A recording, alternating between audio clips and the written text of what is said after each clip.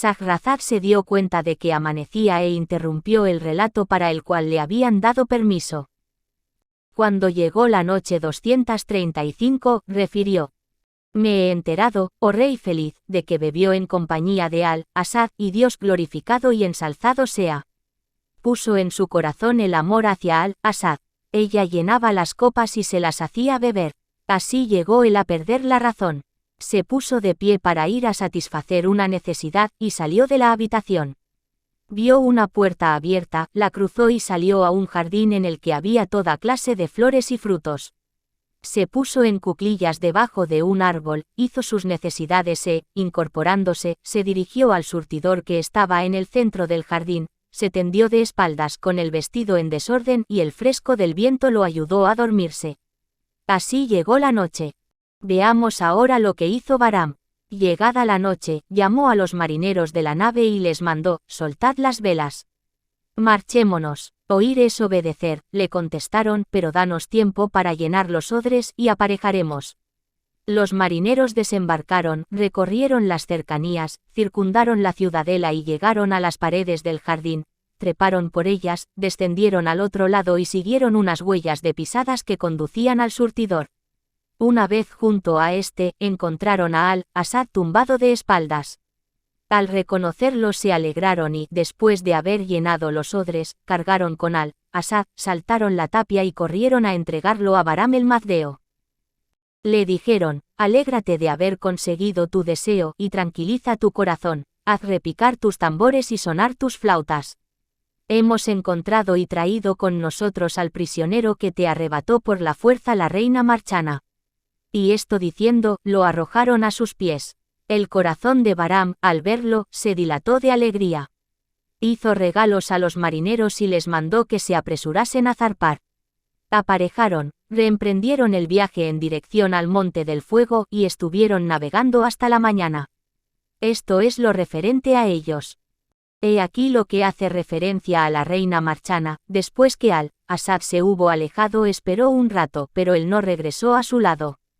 Entonces se levantó y lo buscó inútilmente. Encendió las velas y dijo a las criadas que indagasen. Ella en persona bajó a inspeccionar el jardín, vio que la puerta estaba abierta y creyó que quizás había entrado en el jardín. Entró a su vez y encontró una sandalia al lado del surtidor, siguió buscándolo por todo el jardín sin encontrar rastro. Insistió en la búsqueda en las inmediaciones del jardín hasta que amaneció, luego preguntó por la nave. Le contestaron: ha zarpado durante el primer tercio de la noche.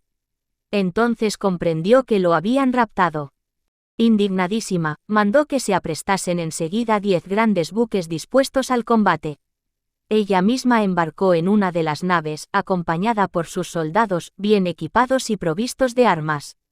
Se dieron a la vela, y la reina dijo a los capitanes: si alcanzáis la nave del mazdeo, os cubriré de trajes de corte y de riquezas, pero si no la alcanzáis, os mataré a todos. Los capitanes temblaron de miedo. Navegaron durante todo aquel día, con su noche, y un segundo y tercer días. Al cuarto divisaron la nave de Bahram, y antes de que terminase el día, los buques de la reina habían rodeado al del mazdeo. En aquel momento, Bahram había sacado a Al-Asad y lo estaba atormentando, mientras el príncipe pedía ayuda y protección sin que nadie acudiese en su auxilio, y los golpes le causaban terribles dolores. El mazdeo levantó los ojos y vio unas naves que rodeaban a la suya y la ceñían del mismo modo que el blanco del ojo rodea a la pupila. Comprendió que estaba perdido sin remedio. Suspiró y exclamó: ¡ay de ti, Asad! Todo esto me ocurre por tu culpa. Lo cogió de la mano y ordenó a los marineros que lo arrojasen al mar, diciendo: por Dios, he de matarte antes de que me maten a mí. Los marineros cogieron a Al-Asad y lo arrojaron al mar. Pero Dios, loado y ensalzado sea, quiso que se salvara, y, así, después de hundirse salió a flote y empezó a nadar. Las olas lo fueron empujando lejos de la nave del mazdeo hasta conducirlo a tierra firme, sin que él pudiese creer que se había salvado. Una vez en tierra se quitó los vestidos, los escurrió, los extendió y se sentó, desnudo, a llorar todas las desgracias que le habían ocurrido y el cautiverio. Recitó estos versos: Dios mío, mi paciencia y mi astucia son poca cosa. El pecho me oprime, no puedo soportar más. ¿A quién sino a su señor ha de lamentarse el mezquino? Oh, señor de los señores. Luego se incorporó y vistió, sin saber a dónde ir ni a dónde había llegado. Comió las hierbas de la tierra y los frutos de los árboles, bebió el agua de los ríos y anduvo de noche y de día hasta divisar una ciudad. Esto lo alegró, y apresuró su marcha. Al llegar a ella, Shahrazad se dio cuenta de que amanecía e interrumpió el relato para el cual le habían dado permiso. Cuando llegó la noche 236, refirió: Me he enterado, oh rey feliz, de que ya había caído la tarde y se habían cerrado las puertas. La ciudad era la misma en que había estado prisionero y en la cual su hermano Al-Amchad era visir del rey. Al ver Al-Asad que estaba cerrada, retrocedió en dirección al cementerio, y una vez en él encontró un mausoleo sin puerta, se metió en él y se durmió con la cara apoyada en el brazo. Cuando las naves de la reina Marchana alcanzaron a la de Bahram el Mazdeo, este las destrozó con su astucia y su magia y regresó enseguida, salvo y contento, a su ciudad. Por voluntad de Dios, desembarcó cuando la nave estaba junto al cementerio, y se paseó entre las tumbas. Vio abierta aquella en la cual estaba Al-Asad, y se quedó admirado. Dijo: he de ver lo que hay dentro. Al inspeccionarla descubrió a Al-Asad que estaba durmiendo con la cabeza apoyada en el brazo. Al reconocerlo, le dijo: ¿vives aún? Lo cogió y lo condujo a su casa. En esta había una mazmorra subterránea, preparada para atormentar a los musulmanes. Bahram tenía una hija llamada Bustán. Ató los pies de Al-Asad con una pesada cadena, lo bajó a la mazmorra y ordenó a su hija que lo atormentase noche y día hasta que muriera. Después, él, personalmente, lo golpeó de un modo terrible, cerró la mazmorra y entregó las llaves a su hija. Más tarde, ésta bajó para apalearlo y descubrió que se trataba de un joven agradable, de buen aspecto, con las cejas arqueadas y las pupilas negras. Se prendó de él y le preguntó: ¿cómo te llamas? Mi nombre es Al-Asad. Sé feliz y sea feliz tu vida. Tú no mereces ningún castigo, y sé que te tratan injustamente. Le habló con dulzura, le quitó las cadenas y le preguntó cosas acerca de la religión del Islam. Él le dijo que era la religión verdadera, recta, y que nuestro Señor, Mahoma, había hecho grandes milagros y prodigios patentes que el fuego daña y de nada sirve. La instruyó en los fundamentos del Islam y ella fue dócil, la verdadera fe entró en su corazón, y Dios infundió en sus entrañas el amor por Al-Asad, emitió las dos profesiones de la fe musulmana y se convirtió en una de las destinadas a la felicidad eterna. Le daba de comer y de beber, hablaba con él, rezaban juntos y le preparaba caldo de gallina.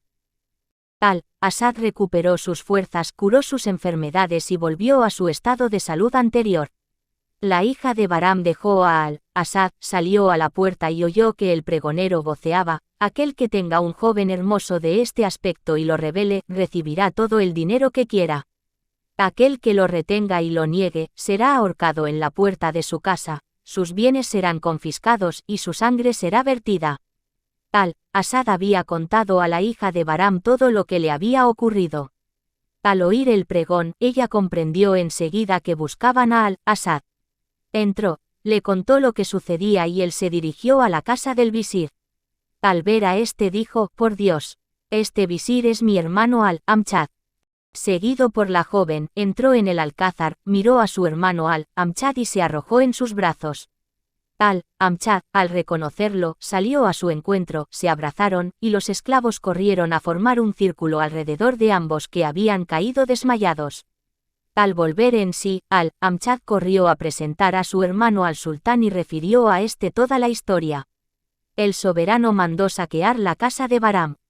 Shahrazad se dio cuenta de que amanecía e interrumpió el relato para el cual le habían dado permiso. Cuando llegó la noche 237, refirió: me he enterado, oh rey feliz, de que el visir despachó a un grupo de hombres que se dirigieron al domicilio de aquel, lo saquearon y condujeron a su hija delante del visir, el cual la recibió con honor, pues Al-Asad había contado a su hermano todos los tormentos sufridos y los favores que le había hecho la hija de Bahram. Al-Amchad la honró en grado sumo, y después refirió a su hermano Asad su aventura con la joven y cómo se había salvado de la horca y había llegado a ser visir. Ambos se quejaron mutuamente de lo que les había hecho sufrir la separación. Más tarde, el sultán mandó comparecer al Mazdeo y ordenó que fuera decapitado. Bahram preguntó: «Gran rey, ¿estás decidido a darme muerte?» «Sí, concédeme un instante, oh rey». Inclinó la cabeza y, al levantarla, emitió la profesión de fe musulmana delante del sultán. Todos se alegraron de su conversión. Al-Amchad y Al-Asad le refirieron todo lo que les había ocurrido, pero él replicó: «Señores míos, preparaos para el viaje, y yo os acompañaré». Ambos se alegraron de esto y de su conversión al Islam y lloraron a lágrima viva. Bahram les dijo: «Señores míos, no lloréis. Vuestro destino consiste en reuniros como se reunieron Nima y Num». Ellos le preguntaron: «¿Y qué les ocurrió a Nima y Num?».